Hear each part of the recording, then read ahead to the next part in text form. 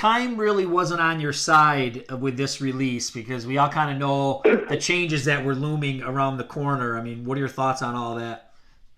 Well, yeah, I've gone on record saying this a lot of times, and unfortunately Cold Sweat is as much as it had going for it, had the unfortunate thing of time against us. Now, this album should have came out in 1988. You know, I left Keel in '88, and I put the band together right away. It went through a couple of name changes and lineup changes, but 1988, you know, commercial hard rock was still riding strong. You know, Bon Jovi was still out there and selling millions, and the hair metal scene was still pretty healthy in '88. But this album came out in 1990, and by the time 1991 rolled around, that's when the Nirvana album hit, and you started obviously seeing a change in musical taste. So we really caught the really last tail end of the commercial rock era. Had this album come out 2 years earlier, as it should have, I think our trajectory would have been much different. But it was unfortunate because the Find Another Way video was halfway done when we ended up having issues with Columbia Records. We had filmed half of it here in Philly. We were actually doing a couple of week or 2 or 3 week tour up in through New England area, and got the call that, you know, that Columbia was shutting us down. So, and we were supposed to leave right from New England to fly out to LA to the soundstage to do the rest of the video.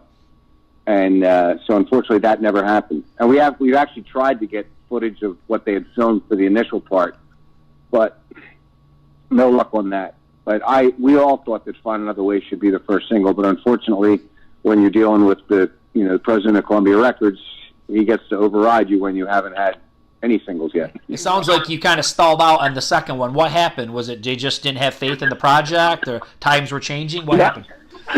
No, it actually wasn't that.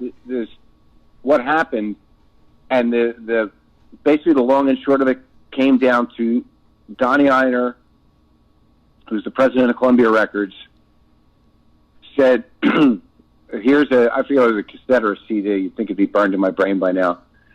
He said, this is a band I just signed called Alice in Chains.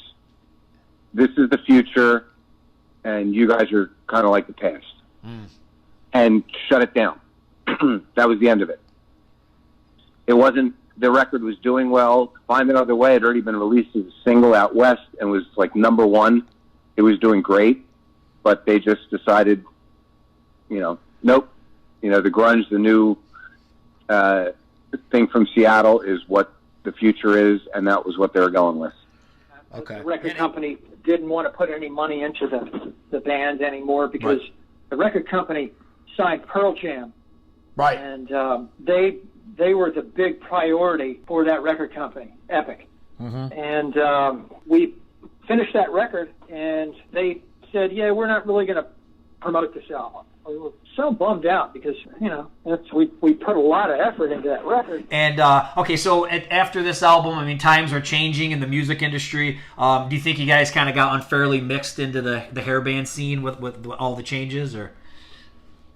We never paid any attention to it. We just kind of did our own thing, and we weren't really concerned with what anything else was going on. I mean, the one thing that did happen is after Voodoo Highway was out, the whole grunge thing was starting to happen. And I remember we were doing an in-store, and they had Nirvana things hanging from the ceiling, kind of like poster things. And I remember Jake and I sitting there going, we might be in trouble here. And we were. But 1991 is the day of reckoning, or the year of reckoning for the 80s hard rock bands. So if this album could have come out in 90 as it was, chances are you may have been able to have another hit album. But in 1991, right, we've got a whole different year that we're dealing with. So talk about maybe what it was like putting that album out in 91. What were the challenges you were facing? I mean, yeah, you're completely right. That we had the most challenging year to release a new album in that musical style, because everything changed during 91, really. Now in 1990, it would still have been the perfect market for bands like Europe. but it never happened. We were in LA finishing up the tour, and I remember vividly our old radio guy, this guy Bill Bennett, who, God bless him, he passed away a couple years ago, but he was a huge, radio guy in the 70s, 80s, and he was instrumental in breaking Trixter, and he had gotten hired to be the president, or he was the head of radio at Geffen Records. And we went over to his office to congratulate him. I think we gave him a gold record or something. And he goes, guys, I want you to listen to something. And I remember like yesterday, man, he sat us down, he goes, there's this new band out of Seattle. They're called Nirvana, and they're blowing up at radio. What do you think? And he played us Smells Like Teen Spirit, and I was like, wow, man, it sounds like Black Sabbath meets Cheap Trick. And he laughed, and he said, yeah, they're doing pretty cool. We'll see what happens. And, lo and behold, that moment was kind of where our genre, the whole 80s hard rock thing, was killed. And I knew it was over when 2 weeks after the record was released, we got the word that MTV was not going to add our video to the rotation. And that's when we all kind of looked at each other and said, holy shit, man, this is it.